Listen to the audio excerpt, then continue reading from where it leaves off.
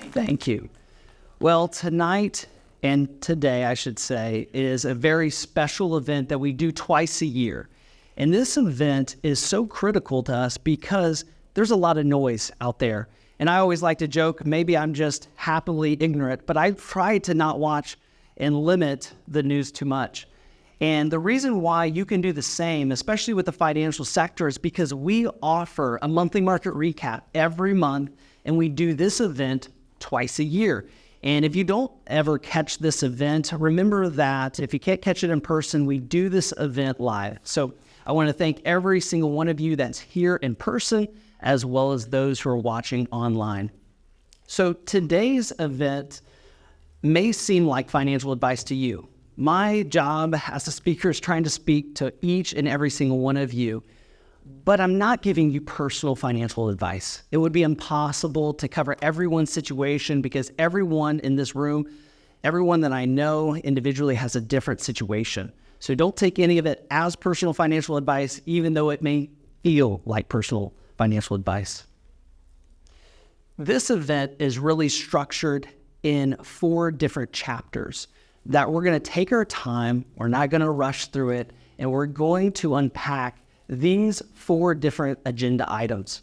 The first thing we're going to talk about is where we are today. How did we get here in August 2024? Then we're going to progress, and we're going to talk about how did the market get here? What's underneath the economic hood that has taken us to this point in the market and in the economy. So we're going to talk about what's driving the market's performance. Then we're going to transition to what may lie ahead. I will pull out my crystal ball like I do every 6 months and share with you what I'm seeing and what I'm concerned about and what we're keeping a close eye on here at SWAN Capital with our portfolio management team. And then lastly, probably what you should care about the most is what we're doing about it. How we're implementing strategies right now, and we have been implementing strategies over the last few weeks to prepare for what may lie ahead. So let's jump right in. Where are we today? If you look at the S&P 500, you can see that the S&P 500 has received a lot of bad news and a lot of good news, but has treated it as all good news. And it keeps on marching forward. And as you can see year to date, 14% here year to date. And we've had some really, I would say, stellar, pardon the pun, events. Like we were able to land a private sector company, Intuitive Machines out of Texas, was able to put us back on the moon at what we haven't been to, none of our devices in 50 years. And so pretty incredible. We also narrowly almost got ourselves into another government shutdown earlier in the year. And as you can see, Putin, because he's so loved in his country and worldwide, he actually won the presidential election again with an 88% vote. Pretty impressive that everyone loves him so much.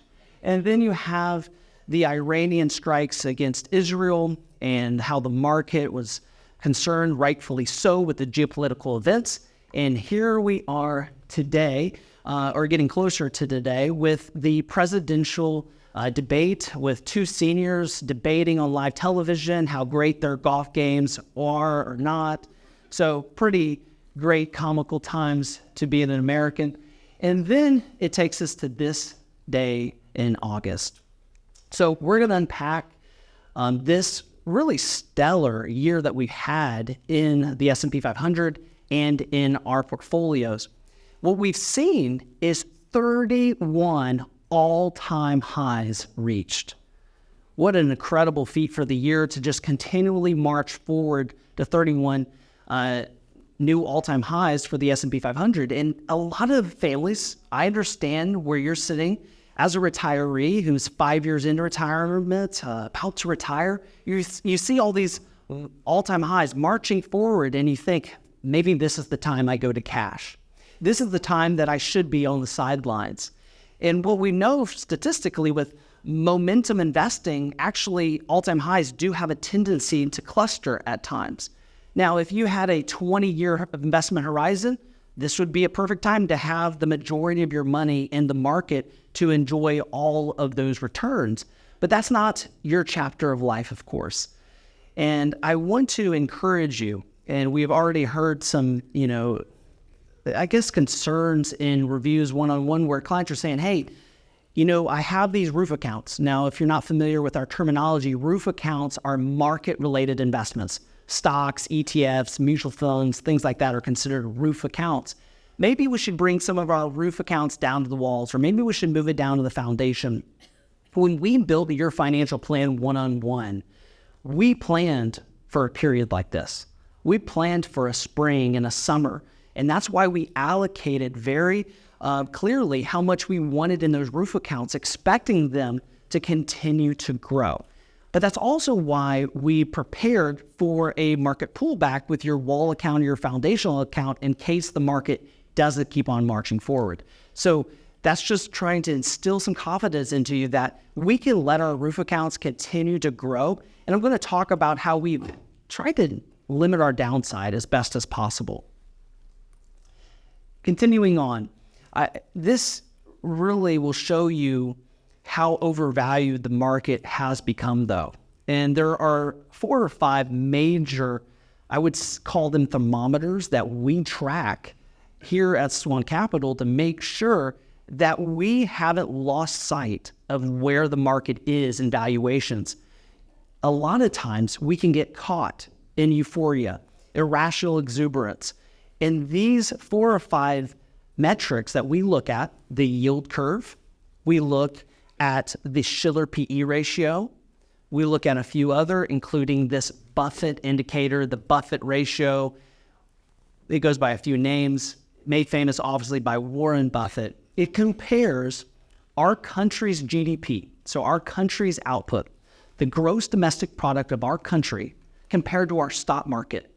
And what I want to show you here is you never want to see the stock market start to get over its skis, because every time it gets above 2 standard deviations, it's not a matter of years, but more like months or weeks before we see a major pullback. And so this is a red alert thermostat that we're looking at when the Buffett indicator is at 197%. And so this is why we've, over the last 12 weeks, been taking actions of getting prepared for a potential pullback. Now, does that guarantee, because of the past, that's what will happen in the future? Absolutely not. And that's why I had that first slide just before this one, talking about how we need to stay the course with our roof accounts, even when the market keeps on marching forward. So I do want to show you that we're keeping a close eye on the Buffett indicator, the Shiller PE ratio, among many others. If we look at, let's take our scope and look overseas, where I just came back, if you watched our monthly market recap from overseas. We also want to look at the discrepancy between our domestic market here compared to the international market. Now, sadly, the international market has underperformed for a long time, but there have been seasons, and there's seasonality between the discrepancy between domestic indices as well as international. And what we're seeing here, to translate this graph, is we're at record low discounts in international equities. And sadly, I see a lot of families that come to us and they have no international exposure. Maybe they have a TSP with no I fund in it at all. And so I'm one of those that I believe we should have a 10 to 15% exposure to international securities because of this extremely discounted situation. Now, we're not going to load up on emerging markets. We're not going to go too heavy and get out of balance or change grandma's recipe with our portfolios to add in international markets, because I've been overseas and they take a 2-hour smoke break, and I don't want to have your hard-earned money into those companies that don't prioritize growth as much as we do here domestically. And so we're going to definitely keep our international exposure in check. The next thing I want to show you is the history of small companies, large companies, as well as medium-sized companies. And you can see very visually here that medium and small companies have outperformed large companies. Yet sadly, when I meet with new families, what seems like a daily basis, they have too much exposure to large growth companies. And it's sad because there are so many great companies out there that they could be investing in that adds more diversification, which means it doesn't lower your return, but it does lower your potential risk. And so this is why you'll see in our portfolios during the good times when mid-cap and small companies are having their heydays, and even when they're not, we're going to keep this a part of our recipe because we know the long-term performance. Now, lately, mid-cap is doing fantastic. And I think a lot of the reason for that is, as you know, small companies are trying to prove their concept. They're still a very large company, but they're not as capitalized. They don't have enough money to get out into the marketplace, as well as a mid-cap who's got the proof of concept. They now have the funding. But what's different between the medium-sized company and the small company is obviously they can pivot. While the large company is trying to add AI tools is taking their time, and they're a juggernaut, so it takes them time to make those changes rapidly. Now, this is the dawn of trillion-dollar companies. It's pretty neat to be alive to see trillion-dollar companies and more being added probably in the next year with Taiwan Semiconductor, Eli Lilly, and Broadcom, just to name a few that are on the cusp of being trillion-dollar companies. And it's just I guess, a microcosm of what's happening with inflation. You're going to see elevated company values, but also you're seeing this AI phenomenon, which has really pushed these companies up into their trillion-dollar status. Which leads me to what is driving the market behavior. If we lift up the economic hood, if we pay attention to the dashboard, and we really focus on the facts, this is what drives our economy. And if you've been to any of our State of the Markets halftime report, you've probably seen these red lights, yellow lights, and green lights before. Remember that red lights are those headwinds that we're going up against that are really slowing down economic performance. We have those green lights that are tailwinds pushing us forward, and then we have the yield that is caution, the area with the yellow.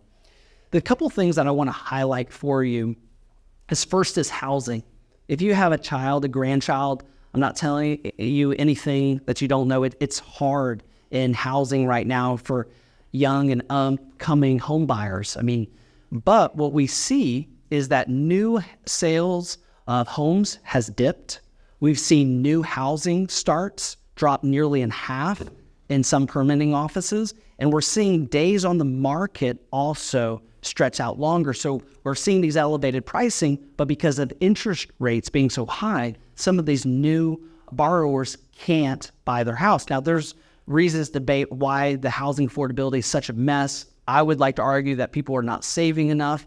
That's, I know, a little harsh to say, but it is the truth. People are not saving enough. So they're wondering how they buy a bigger house, and which leads me to my second point. They're oftentimes buying too big of a house compared to the same house that you grew up in is completely different.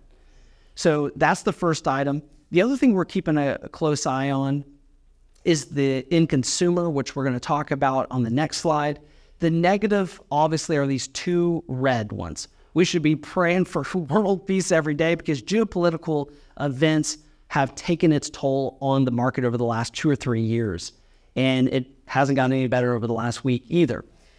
With equity market valuation, that is something we've talked ad nauseum already about. It's something that, again, the market can only go so much higher until we are in a irrational, exuberant-like period of the dot-com kind of situation.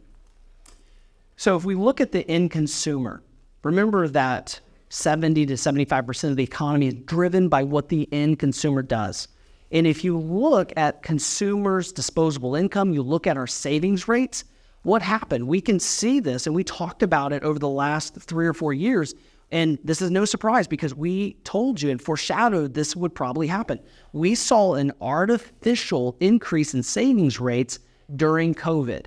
We saw that savings rates went up to 6%, and I said that's probably because the end consumer is not spending money, they're not traveling, they're holding back, but they're getting helicopter money coming in that they didn't earn, and that this pent-up demand would finally release. And that's what we've seen. That's what's been driving the economy. Well, those dollars have been extinguished and instead have been replaced by inflationary pricing, which is why you're seeing the average savings rate drop till the 4 to 5% range that we find ourselves in today, which is very scary because if you have a grandchild, you have a child, you need to instill to them that 20% is their goal in saving for retirement.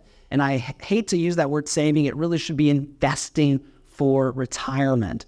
We are becoming a pensionless society. Social Security is not adequately funded. So that means all of the responsibility is going to be on your kids and your grandchildren's shoulders. So it's important to get them the financial education, send them to us, and we'll be happy to tell them what they sadly won't listen to their parents about, and that is saving more and spending less. But this is a concern because what will happen is if this savings rate continues to drop, and we're already seeing credit delinquencies and credit card balances starting to rise, which means that the end consumer is stubborn. They're the last to know that they're falling right off a cliff with their spending habits. And how sad that it could take a toll on the economy because that's what's driving it. This is a very fascinating chart, and to me, it's something that we have to keep a close eye on as well. This shows you the S&P 500. So if you see it right here, so you see the S&P 500, and you see the Magnificent Seven. The Magnificent Seven, right here with the green, consists of those major companies like NVIDIA, Google, Amazon, those technological companies that are riding this AI phenomenon. If the market is up 14% and you strip out those Magnificent Seven companies, the S&P 500 is only up like 5%. So think about that. 7 companies are driving 9% of the entire 500 companies of the S&P 500. And we talked about this at the State of the Market, that nearly half of the S&P 500 companies are not even profitable.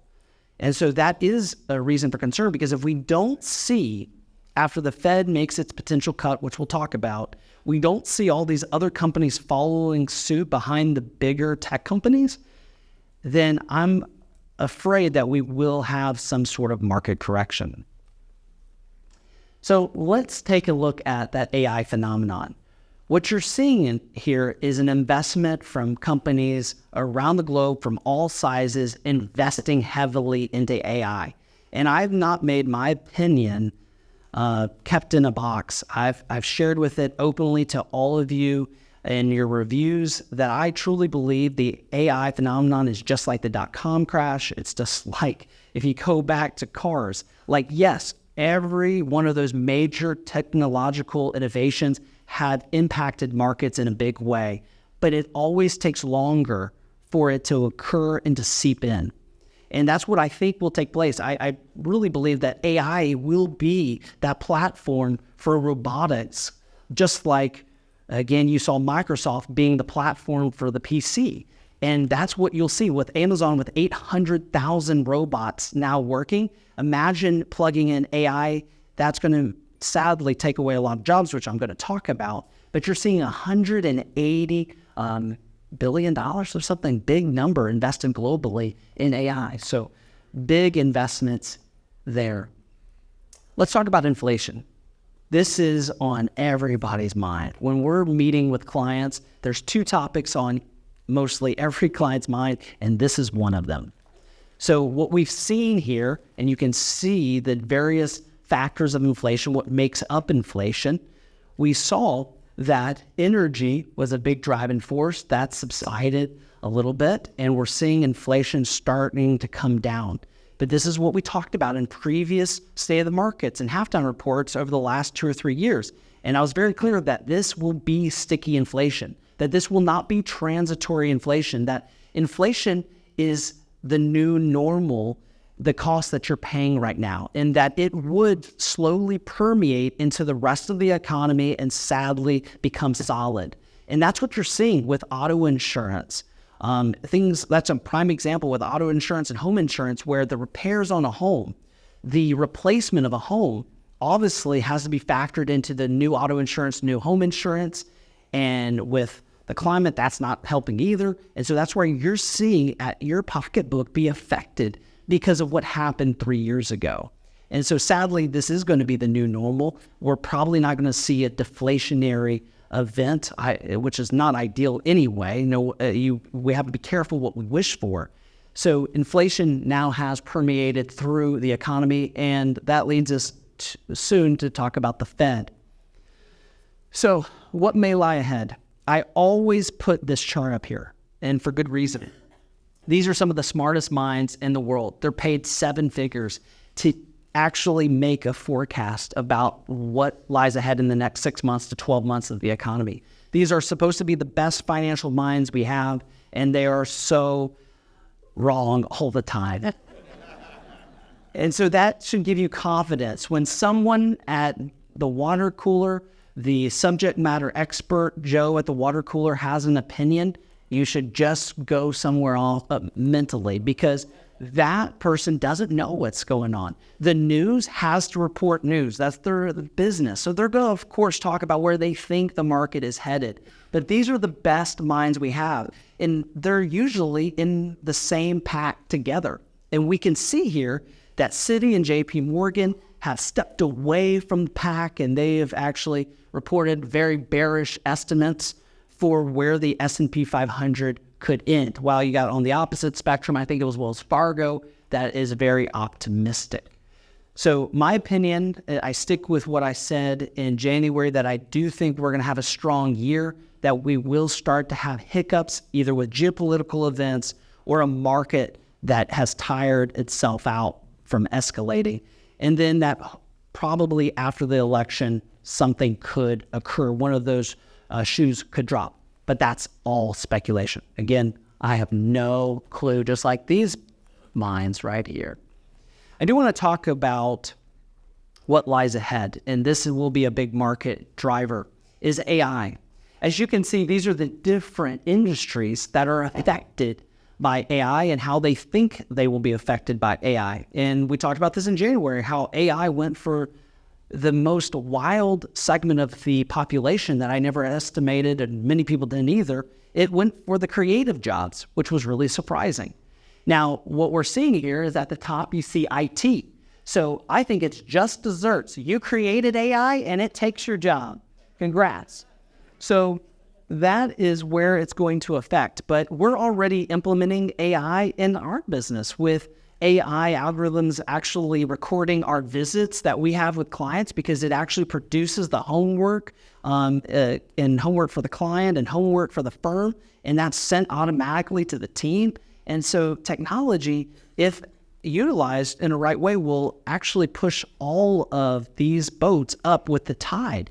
But sadly, like capitalism, it always creates roadkill, and AI sadly will create a lot.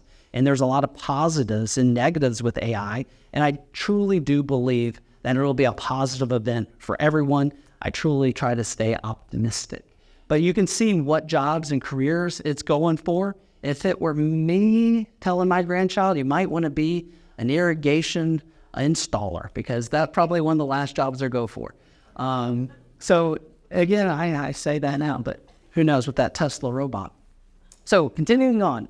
I want to give you a peek into the conference room when I sit down with a lot of new families lately. A lot of new families, when I ask them what they think a reasonable return is, what they think a loss that they could stomach would be, I'm hearing a lot of, I want to make a 10 to 12% return, and I don't want to lose more than about 15% of my money. And in my head, I think, well, let's look at some quantitative models. This is a great visual. This is done by Vanguard, one of the largest custodians in the world, and they're showing the performance of the various different indexes and portfolios that you could put together. So you can see here that they're actually estimating that international will have a larger growth pattern in the future. And that's probably because of those PE ratios that I talked about earlier, that international is really been discounted and that it has a lot of headroom to grow. But again, these are just quantitative models. And I put this slide up to just again, take our expectations down a notch. The market historically is made, depending on the decade, 10 to 12%, but you have to stomach a 30 to 40% loss if you're going to experience that kind of return. Now, if you're thinking, I'm thinking, if I'm retired, no thank you. I don't want a 20, 30, 40% loss of my money. And this is why it's so important to have a written down financial plan like y'all do. When you have a financial plan, we're making sure that there's not too much allocated to those roof accounts where if you did lose 20, 30, 40%, it would not upset the apple cart. And that's why getting with us 1 to 4 times a year is so critical to make sure that those allocations between roof walls and foundation are correct. I'd be remiss if I didn't talk about the U.S. debt. It is a problem. And I know everyone wants lower taxes. I assure you I want lower taxes. But if we don't start dealing with government spending, we're at unprecedented times in government debt. Like I told you at the State of the Market, I believe that we're at the same peak as we were after World War II. And so if you see this pattern that we continue forward, we already have a significant amount of federal debt that is owed to other countries. That does put our, I would like to say, national security at risk when we have other countries that own our debt. And so that is not a trend we want to continue on. You do not want to see the government continuing to strong-arm banks to buy their own treasury bonds. That is not a good sign.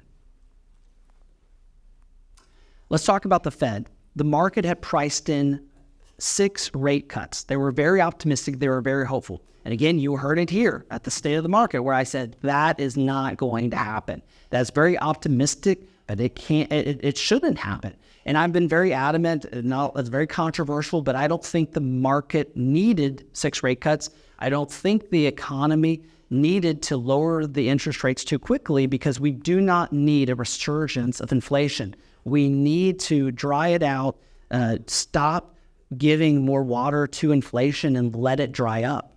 And if we didn't, it would come back like mold, like mildew does. And so we needed to let it stay higher for longer.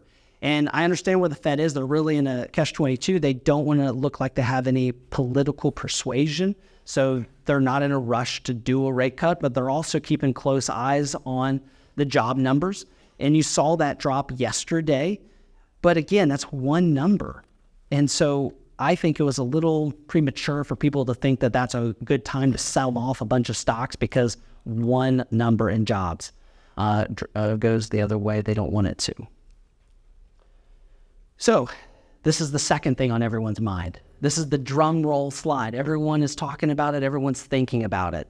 Now, this is a controversial stance, but I'll tell you that it doesn't matter what side of the aisle you are, that elections do not make an economy. And luckily so, we have a bigger, more resilient economy than one person. What does make an economy is bad policy decisions over a 4-year period. And again, you can debate me, ideally not openly right here, but the energy policy in the United States is terrible. And we have experienced the last 4 years of a terrible energy policy. What we need from both aisles is a vision of where we need to head. What that will be, again, it's above my pay grade. Maybe that's nuclear power, maybe that's solar, maybe that is a combination of all of them. But not to have an energy policy is one example of many bad policy mistakes that add up. However, you can see here, these are the facts. If we strip all the emotional angst, all my passion about, and make it gray for a second, what you can see here is that the market marches on no matter who is in office, and which is very comforting. And that's how it should be. An economy should be bigger than its one leader. So, most important part. This is what you should be the most concerned about, because you and I cannot control the greater economy, but we can control our personal economy. And that's what we're working alongside every single one of you on a one-on-one basis to make sure for your family, we're getting prepared for good times ahead with the economy and, of course, some bad times that will come. And so these are some of the strategies we've implemented for your family and are going to continue. The first one is rebalancing.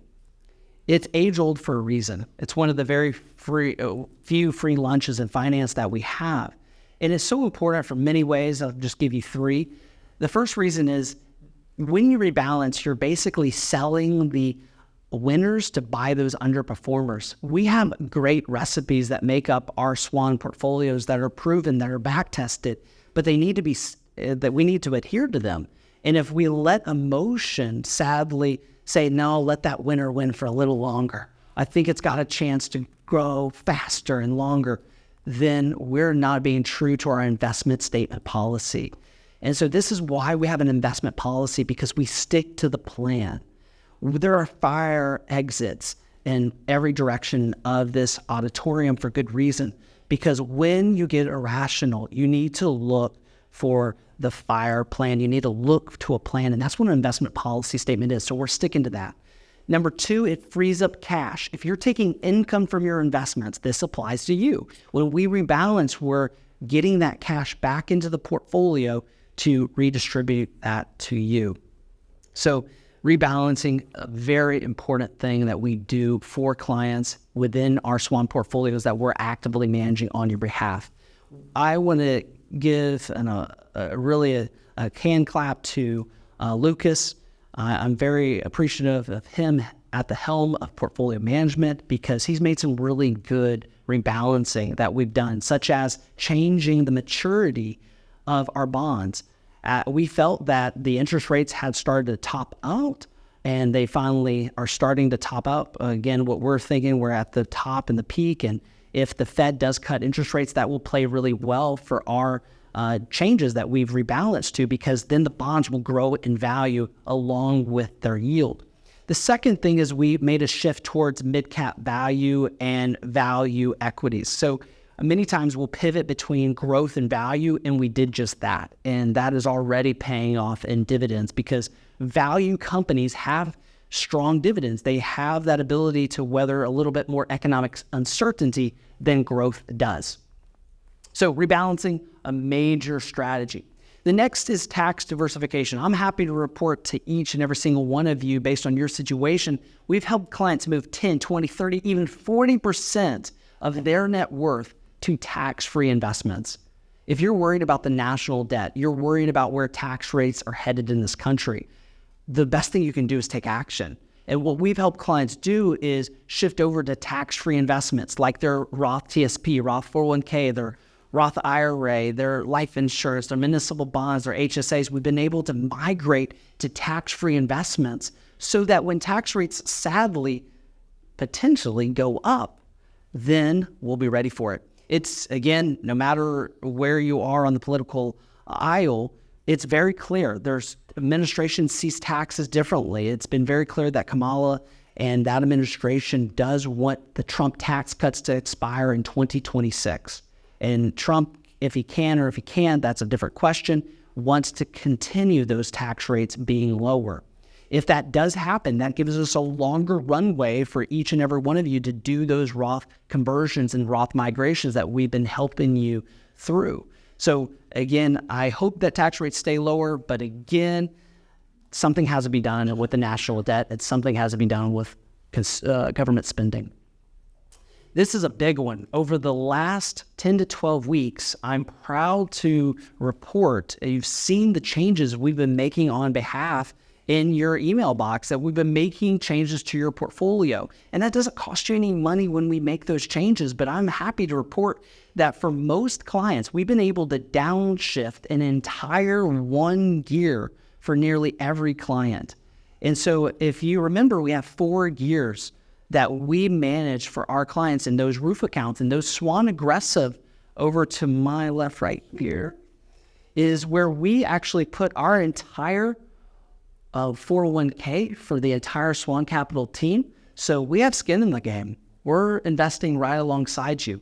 And so a SWAN aggressive, we've been downshifting to SWAN growth, which has less risk. And then for some of you, we've downshifted you from SWAN growth to SWAN dividend. And all of that is in preparation for a potential pullback that could happen.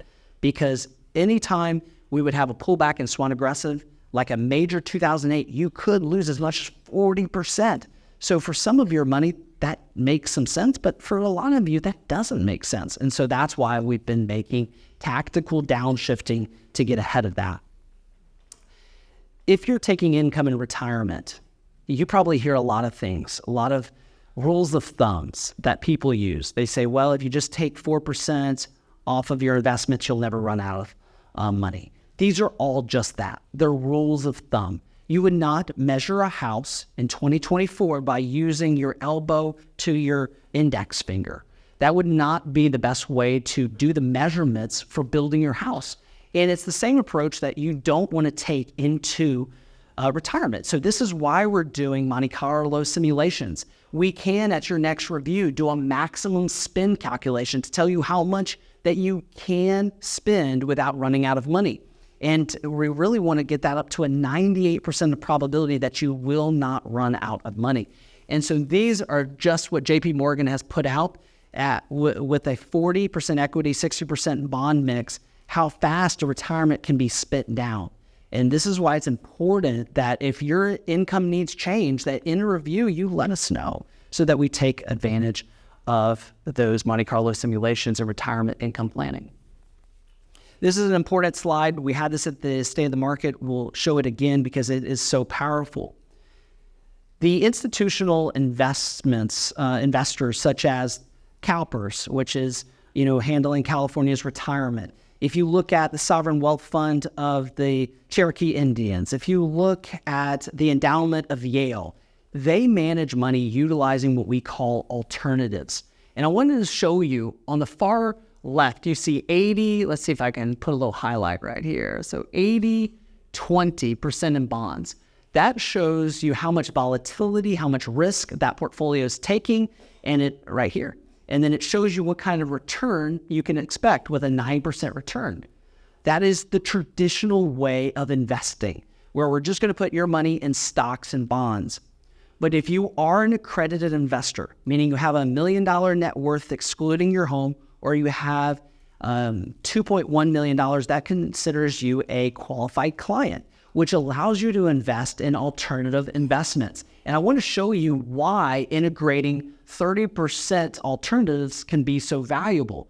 What this analysis showed from JP Morgan is 50%, 20% bonds, and 30% alts actually had a fair amount of volatility, lower than this 80-20 portfolio, but it also had a higher return, which is just incredible. So again, that doesn't apply to every single one of you, but this is why at Reviews, we're talking about integrating alternatives like Signet. And remember that Signet is our real estate fund that invests in storage units, apartment complexes, short-term rentals, and flex industrial.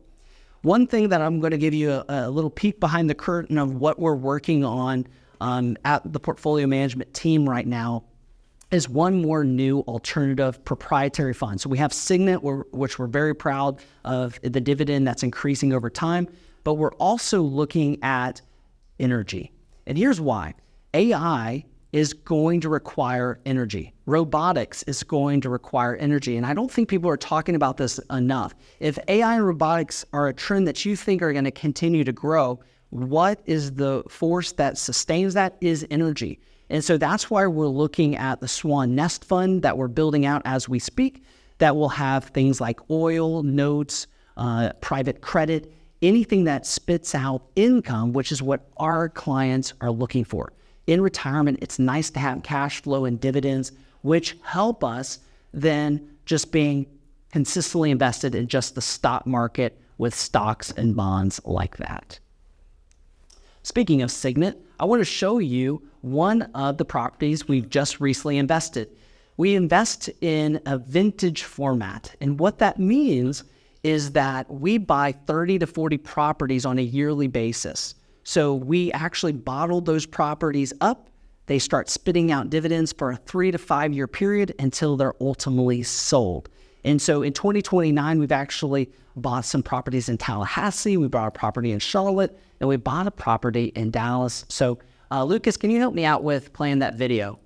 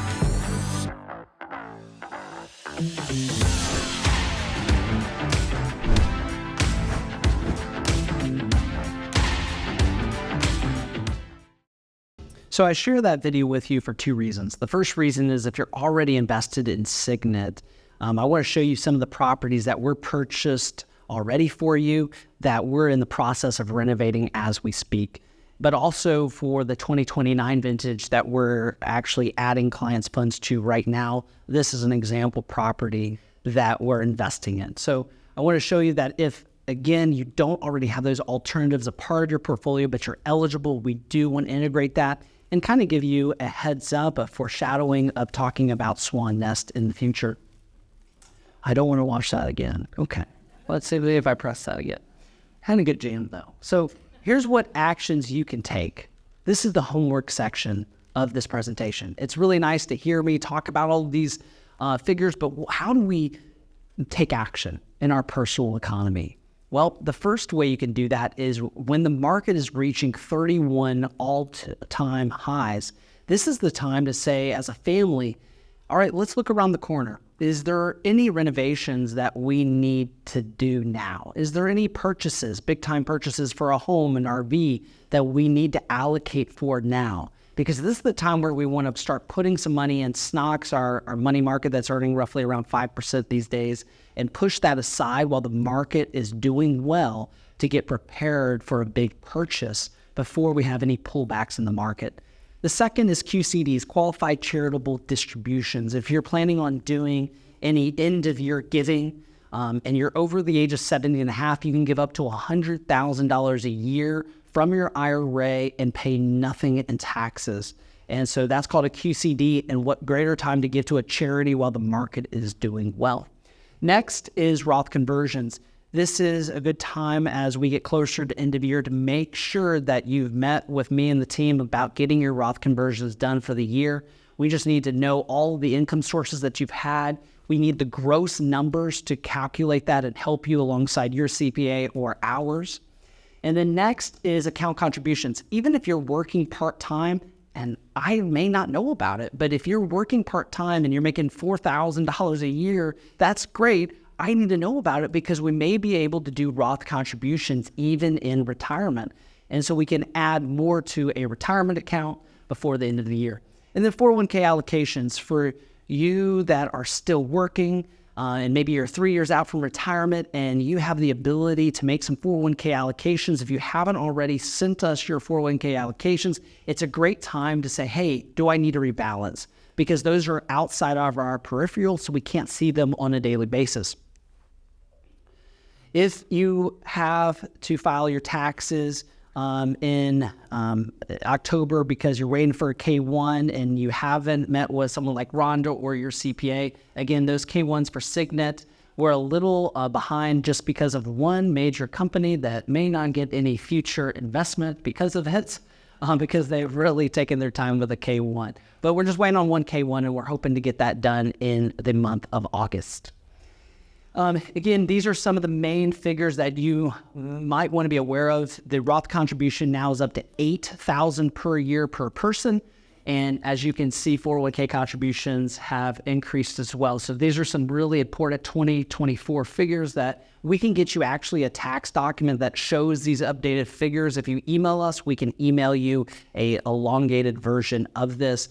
Schedule your meeting with Rhonda if you want to do any end-of-year tax planning at our office. Scott has something to share with you. That handsome guy. That is so funny. Yeah, who's counting? There we go. So with this first bullet item, if you have a home that is not paid for, we used to tell clients that you want to be aware of doing any life estates. Enhanced life estates are basically adding beneficiaries to your home, and that could have messed with your mortgage, made it potentially foreclosable, and we didn't want any of that to happen for any clients. But Scott has been meeting with clients, and they've been meeting with their mortgage company to add that life estate to it, and many mortgage companies have no problem with that. And so this would be a great topic if your home is not currently owned by a trust or not already has a life estate on it, then you might want to chat with Scott. Remember that a home is a probatable asset typically after the last spouse passes away, and you do not want your home to go through 11 to 16 months in Baldwin County, Escambia County, Santa Rosa in their court system. And so feel free to call Scott and have a conference call with him or chat with him about that. If you have legal documents that maybe you've had a major life change, but you haven't updated them, you haven't reviewed them, Scott would be happy to meet with you. Any things you want to mention, Scott? Just like I said, I always tell people, your estate plan is not stagnant. If your life events do change, if things, in your life change over the course of 30 years, if they don't, congratulations. But most people's life changes in 30 years. So make sure that your wishes are as up to date as what your current situation is. If it's not, give me a call. I'd be happy to discuss it with you. Also, Andrew kind of mentioned about the enhanced life estate. If we want to talk about that, even if you do have a mortgage, we can set up a conversation to have to discuss, making sure that you can have that conversation with your mortgage company and ensure that we can create those kinds of beneficiary designations on your real property to kind of get your exposure to probate as little as possible. Yep. So that is a complimentary visit. Scott would be happy to chat with you to make sure that none of your assets go through probate, talk to you about that life estate, make sure that your documents are up to date. If you feel like there's life changes that have happened or it's been over 5 years since you've reviewed your legal documents. So again, I want to thank you, each and every one of you from the bottom of my heart. Do take a picture of that as well. Again, it is my honor that my team and I take care of you. I'm thankful for every single one of you. And if there's any way I can help you and your family, please let us know. Y'all have a great weekend. Thank you.